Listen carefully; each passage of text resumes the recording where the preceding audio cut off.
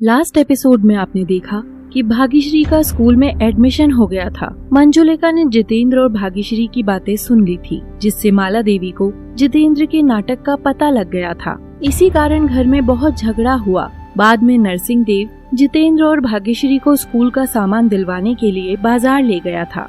अब आगे भाग्यश्री और जितेंद्र काफी सारे सामान के साथ अपने कमरे में चले जाते हैं। देख तो सही इसे, इतना सारा सामान लाई है, इतना खर्चा करवा दिया जीजा जी का। ये तो लूट रही है माला।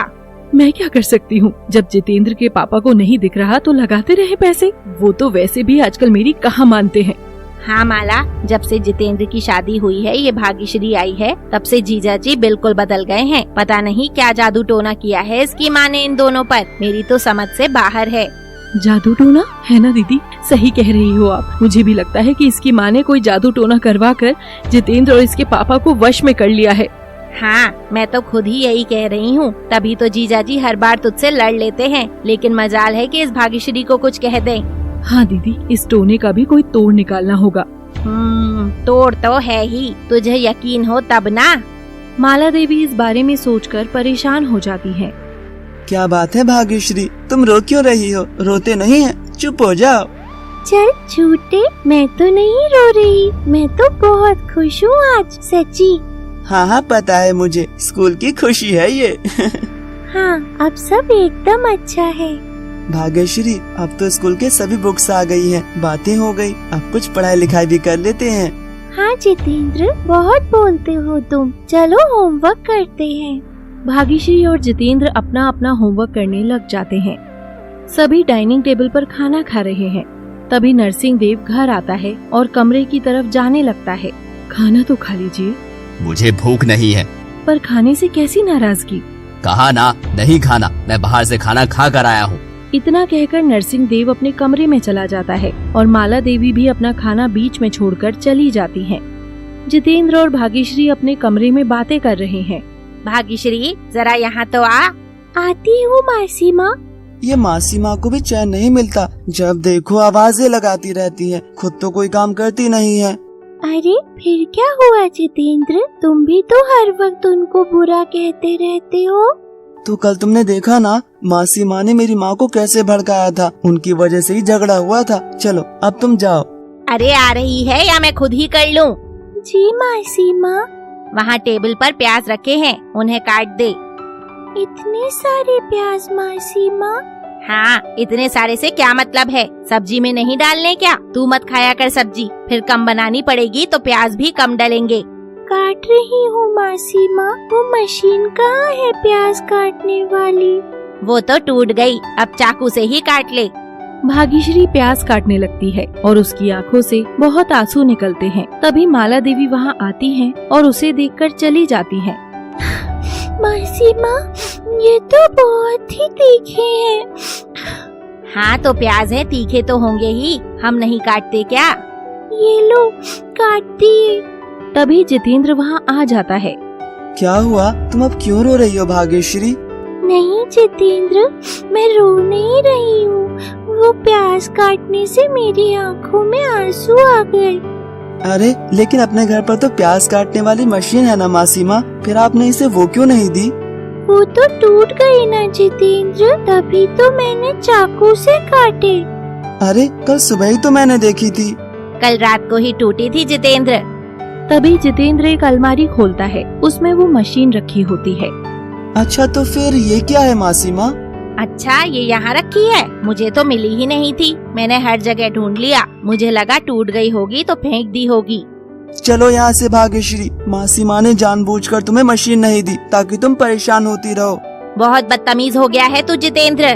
तभी जितेंद्र और भाग्यश्री वहाँ से चले जाते हैं और स्कूल जाने के लिए तैयार होने लगते हैं। भाग्यश्री, जी टीचर। अब तुम इस स्कूल की स्टूडेंट हो, इसलिए सब बच्चों की तरह तुम भी स्कूल ड्रेस में आया करोगी। ये ऐसे कपड़े पहनकर नहीं आना है, ठीक है? जी टीचर जी।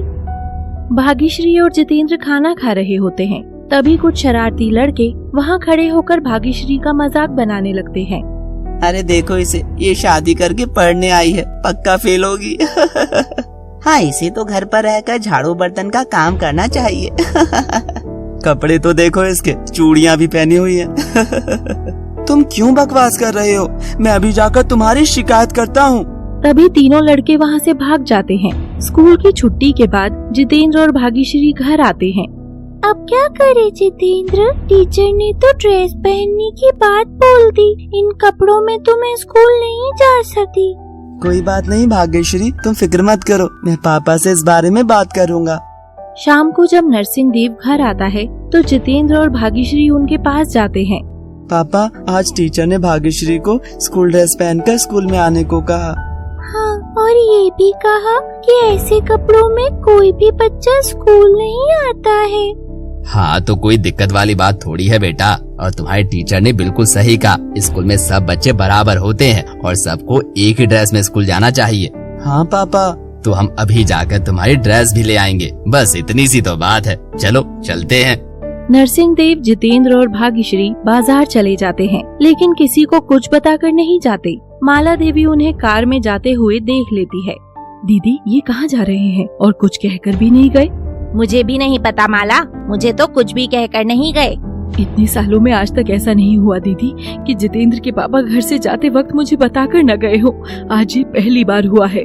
टोने का असर है माला, मैंने तो तुझे पहले ही कहा था, बहुत बड़ा जादू टोना किया हुआ है इन पर, वरना ऐसे तो कोई नहीं करता। अभी तो आगे देख और क्या क्या होता है। माला देवी मंजुलिका की बात सुनकर परेशान हो जाती हैं। वो बार बार जादू टोने की बात के बारे में सोचने लग जाती हैं। थोड़ी देर में तीनों ड्रेस लेकर वापस घर आ जाते हैं। जितेंद्र, यहाँ तो आ जरा। हाँ माँ, क्या हुआ? तुम कहाँ गए थे और भाग्यश्री के हाथ में क्या है? वो माँ, उसमें भाग्यश्री की स्कूल ड्रेस है। School dress? पर क्यों? वो माँ, टीचर ने उसे बोला है कि ऐसे घर के कपड़ों में स्कूल में नहीं आना है, सब बच्चों की तरह ड्रेस पहनकर ही आना है। वाह भाई वाह, ये तो बहुत बढ़िया है।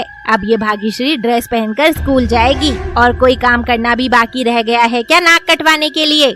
मासी माँ, आपसे तो मुझे बात ही नहीं करनी। और माँ, स्कूल ड्रेस पहनने से नाक भी कट जाती है क्या? मैं भी तो पहनता हूँ। जितेंद्र, तू जा अपने कमरे में। आज ड्रेस लाई है, कल को कहेगी जीन्स पहनूंगी, फ्रॉक पहनूंगी। बस धीरे धीरे कपड़े छोटे हो जाएंगे। ये सब जितेंद्र के पापा ने इसे सर पर चढ़ा रखा है। वो चढ़ाते जा रहे हैं सर पर, और जब ये भाग्यश्री उनके सर पर तांडव करेगी ना, फिर क्या करोगे तुम सब?